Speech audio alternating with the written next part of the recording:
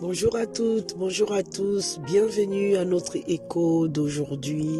Nous vous espérons en pleine forme par la grâce de Dieu et l'assistance du Saint-Esprit. Nous avons foi que vous allez bien et nous sommes vraiment ravis de vous retrouver autour de notre sujet d'aujourd'hui qui va encore une fois revenir sur l'éducation des enfants. Mais cette fois-ci du côté de la famille monoparentale. On a reçu, il y a beaucoup de questions dans ces sens-là. Vous savez bien que notre société d'aujourd'hui, les choses évoluent de cette manière-là. Beaucoup de parents aujourd'hui, que ce soit un père ou une mère, se retrouvent en situation d'être seuls à élever. Enfin, élever. Quelqu'un a dit élever, c'est pas des bêtes. On ne dit pas élever les enfants, on dit éduquer les enfants. On élève les moutons, les vaches. On n'élève pas les enfants. Waouh, c'est profond. Amen, nous prenons. Donc, beaucoup de parents se retrouvent dans cette situation où ils sont dans l'obligation d'éduquer les enfants tout seuls. Et ce n'est vraiment pas facile, c'est vraiment pas facile. Ça, vraiment de tout cœur, on est avec tous ces parents qui, jour après jour, doivent jouer les rôles, soit du père et de la mère, soit l'inverse. Nous savons que c'est vraiment pas évident, mais bon, nous avons foi en ces dieux-là qui nous portent, qui nous transportent, qui nous soutient, qui est toujours là, que par la grâce de Dieu, vous allez arriver à accomplir cette mission délicate que vous avez à faire auprès des enfants dans le nom de Jésus. Alors, je disais que notre société d'aujourd'hui, c'est une configuration qui est devenue de plus en plus courant, si on peut dire ça comme ça. C'est vraiment très très courant de voir les parents seuls parce qu'il y a énormément de couples qui divorcent, qui se séparent ou qui ne s'engagent pas. Il y a plusieurs cas de figure et du coup, qu'est-ce qu'il faut faire lorsque moi, parent, je me retrouve seul? C'est vrai que c'est pas du tout une situation qui est évidente parce que à la base, ce que Dieu a préconisé, c'était pas du tout que un couple se brise, ou encore moins que les enfants soient élevés, j'ai dit qu'on n'utilisait pas trop ces mots, que les enfants soient éduqués par l'un des parents seulement. C'est pas du tout évident parce que c'est pas la volonté de Dieu. Et moi, aujourd'hui, j'ai envie d'amener tous les parents monoparentales. J'ai envie de vous encourager dans le sens où c'est une situation qui n'est pas, certes, pas du tout normale et que on peut ramener au fait cette situation, l'aborder dans l'angle où la parole nous dit que il soutient la veuve et il prend soin de l'orphelin. C'est vraiment dans ces sens-là que moi je vois vraiment qu'il faut prendre la chose parce que vivre seul ou encore éduquer les enfants seuls, c'est pas du tout ce que Dieu a préconisé. C'est une situation qui n'est pour Dieu pas normale parce que c'est pas ce qu'il a voulu, parce que c'est pas ce qu'il attend en fait, et il ne le veut pas. Et du coup, parce qu'on est dans cette situation-là, il faut peut-être, je pense qu'il faut prendre ça dans cet angle-là.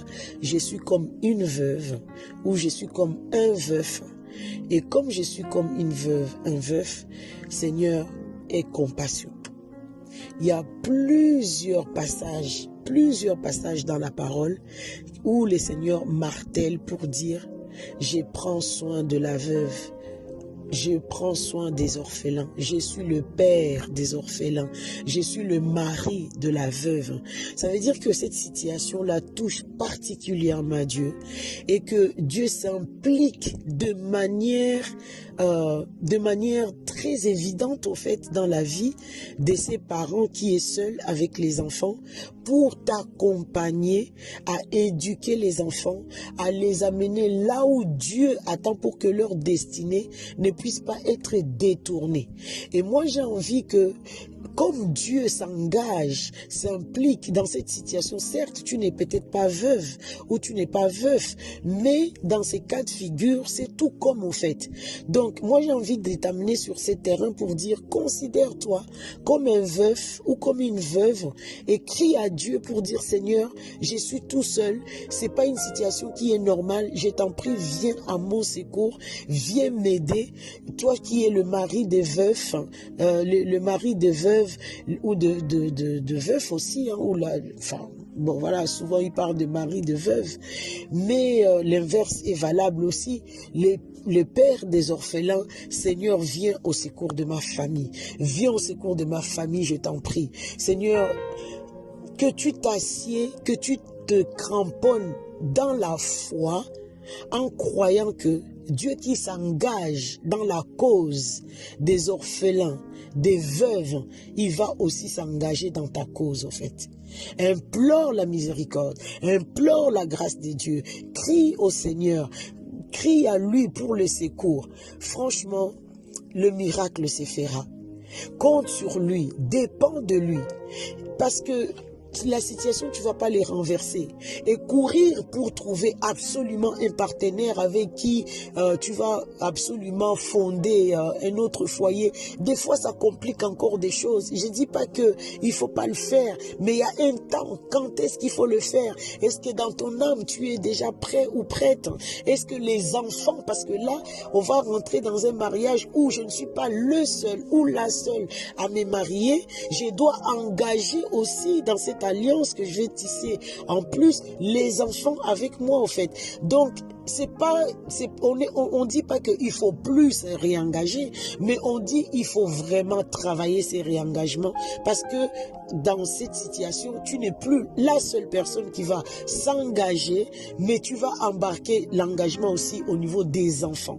Donc ne te précipite pas à t'engager pour dire voilà, je vais combler la solitude, combler le vide, combler ou je sais pas, j'en peux plus, il faut que je sois deux. Si tu vas dans cette direction-là, ça risque de compliquer encore la situation, mais sois vraiment dans cette posture de la veuve ou du veuf qui crie au Seigneur, qui s'attend au Seigneur, lui qui s'est engagé dans la cause de la veuve et de l'orphelin.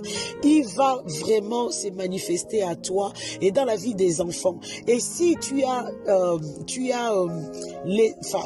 la conviction qu'un jour tu vas te réengager, recommence ces processus de préparation où tu te prépares, où tu prépares même les enfants, de telle sorte que lorsque la personne en question viendra, rentrera dans ta vie, ton âme sera déjà restaurée, ton âme sera en paix, les enfants seront préparés, vous aurez à accueillir cette personne qui va intégrer le foyer et tout. Ça sera beaucoup plus simple en fait.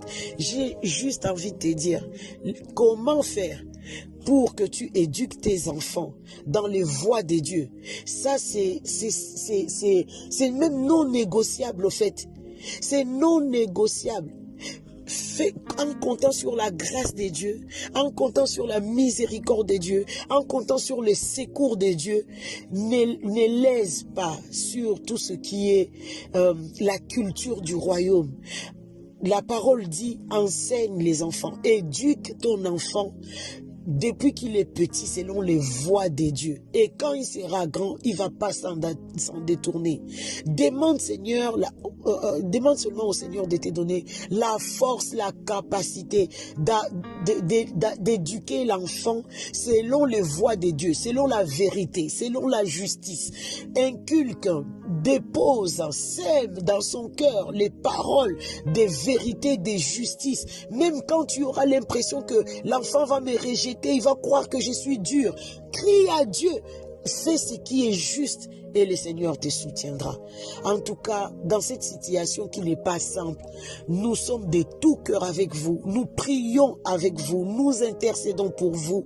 Que le Seigneur vous rende fort, qu'il rende votre homme intérieur fort, afin d'avoir la capacité d'éduquer les enfants selon les voies de Dieu, à leur inculquer la culture du royaume pour qu'ils deviennent ces adultes de demain qui reflètent Christ, parce que leur condition ne peut pas les enfermer dans une situation pas possible. Que la grâce de Dieu vous accompagne aujourd'hui et à toujours. Dans le nom de Jésus, nous avons prié pour vous. Amen.